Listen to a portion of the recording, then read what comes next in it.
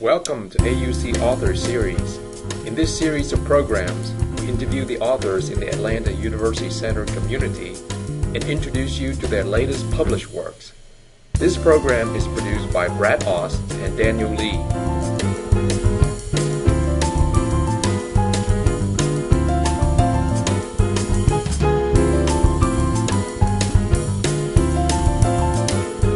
Our guest today is Dr. Shanisha BrooksTatum. Dr. BrooksTatum is a postdoctoral research and instructional fellow at the Atlanta University Center's Information and Research Services and also in the Archives Research Center. She specializes in Black popular culture, religion, gender studies, and performance. Welcome, Dr. Tatum. Thank you for being with us today. Hip-hop is so unique and so popular, and I'm excited about your latest work, Spirituality and Religion in Hip-Hop Culture and Literature. Could you tell us a little more about it? Well, it's actually a short piece on that particular topic, spirituality and religion in hip-hop literature and culture, and it's a part of the Greenwood Encyclopedia for Hip-Hop Literature by Dr.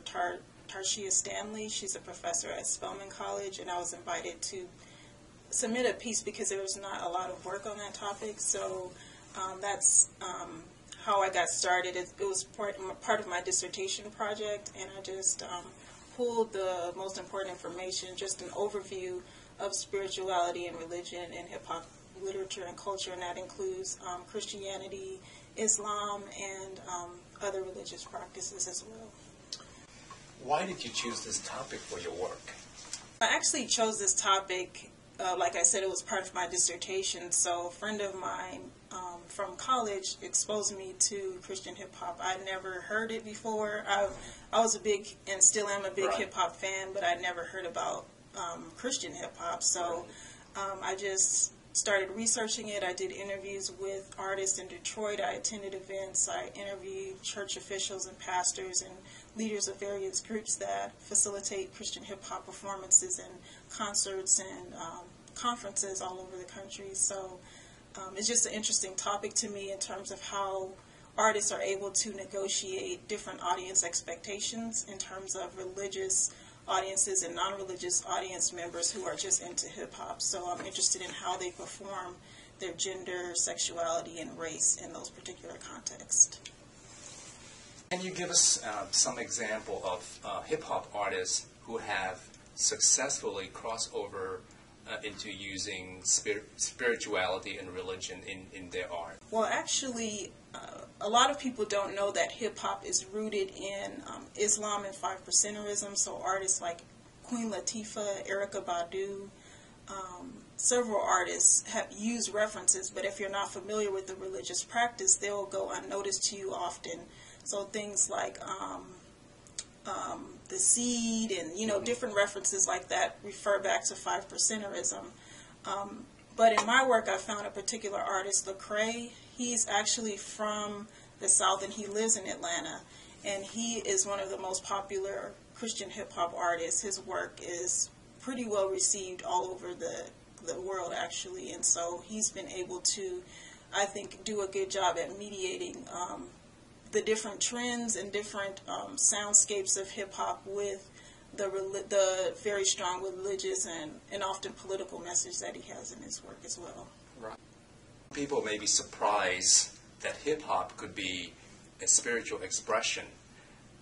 What is it about hip-hop that enables it to be part of the spiritual experience? Actually, that's a great question because a lot of people refer to Christian hip-hop as an oxymoron. How can hip-hop be Christian? How can hip-hop have a religious aspect to it? And that's often because people view hip-hop as what they see on TV or what they hear on the radio. So I think it's important to realize that hip-hop is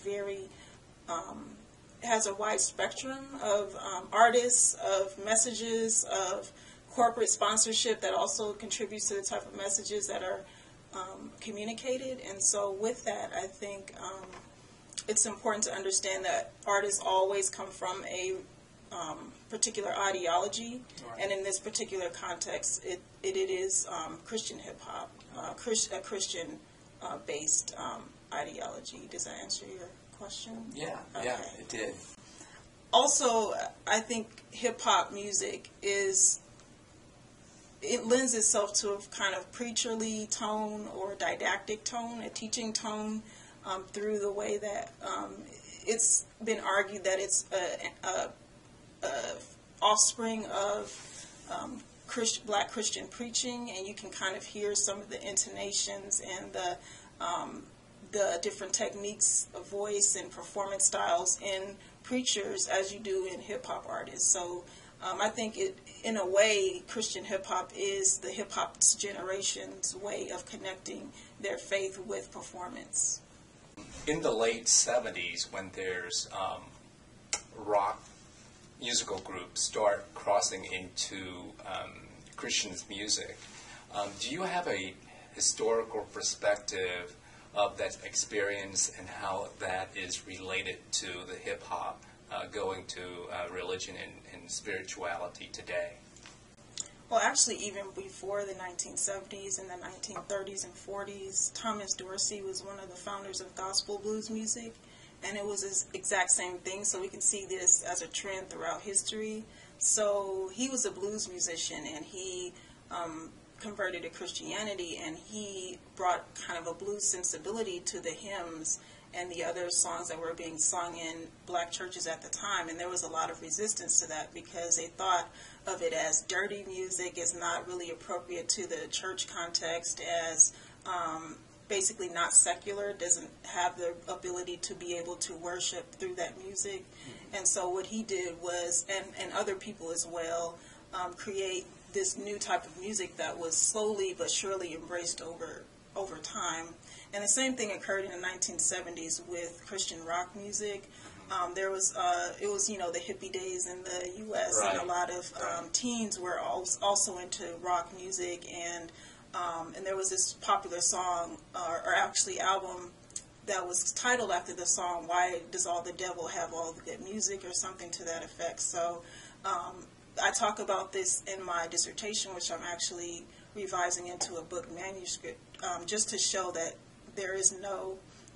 that our situation is not completely unique. I think it is unique more so in terms of the context we live in with the internet and the information age. We have YouTube now, we have Twitter, we have Facebook, we have all these ways that we can communicate and get out the message about these different musics and then get responses really quickly, whereas back then it was through newspaper, it was through radio, TV, of course, in the 70s. So I think it puts a new twist on an old issue that we face in the collision between sacred and secular contexts. Right.